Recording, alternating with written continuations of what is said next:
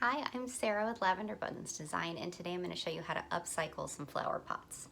So the materials you'll need for this tutorial are going to be some kind of pot or vessel that you want to update. Could be a mason jar, could be a tin can, could be a milk carton that you cut the top off. Sky's the limit. You're going to need a glue gun, or if you happen to have it, this 3D puffy paint works really well too. And then you'll need spray paint to finish them off at the end. So I will show you a few different patterns I'm going to do on mine. I happen to have a lot of flower pots that I just wasn't in love with. So I have this guy here, and I'll show you the kind of the glue patterns that I did. So there's stripes with little nodules that go up it. I'm actually doing this pattern to kind of mimic an IKEA planter that I already have. And then to do this one, you'll take your glue gun and you'll do a stripe down.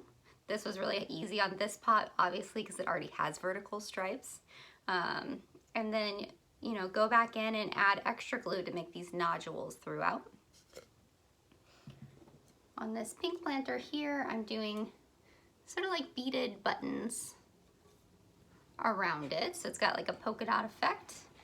And the way that you make the polka dots, it's a good spot for one. You just take your hot glue gun or your puffy paint and you just kind of glob it on. Wait a second, and then pull away. You can do a little twist sort of thing so it doesn't pull too much of it off. Just like that. Let me see that guy. Then I have a tin can here that I just did stripes down to give it a little texture, which I thought would work well with the ribs that were already on the tin can. And then for my terracotta pot here, I started doing some floral patterning, and I'll show you how that goes.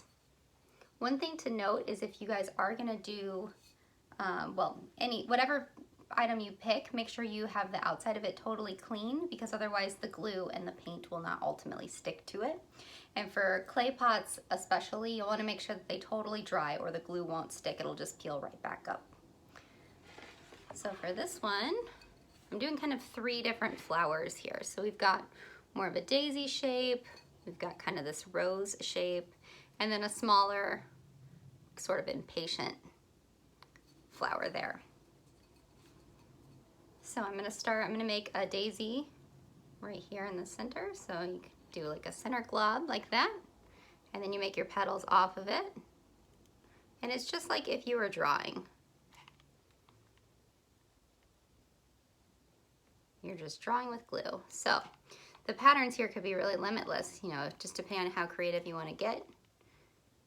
Since glue is kind of globby anyway, it's most likely always going to be some kind of abstract pattern, so don't get too caught up in the details of it. Then I'm going to do a little rose up here. So to do the little rose, you start with sort of a oblong, oval-y shape that's open, and then you do more of those around it that don't ever really connect all the way. Gotta get myself another glue stick. So then I'll go up here, and it just sort of builds off like petals. See? Okay, and the little impatiens are pretty simple. You do kind of the same start as you do the rose, and then you just kind of make squiggly, wider, short petals off of it. See what I'm doing here?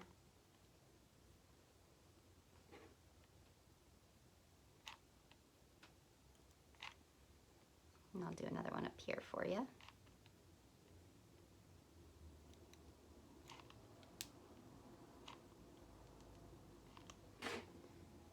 And one thing that's really great about using the glue gun is that if something happens and you don't really like how it looks, you can just peel it right back up. Okay, the next step after you have all your patterns done is to make sure that you peel off as many of these little annoying glue stringies as you can, because we don't really want them to be a part of our final paint. All right, so now that we have our patterns complete, the final step is to spray paint them so they're all one uniform color and they have this awesome texture that you just built on them.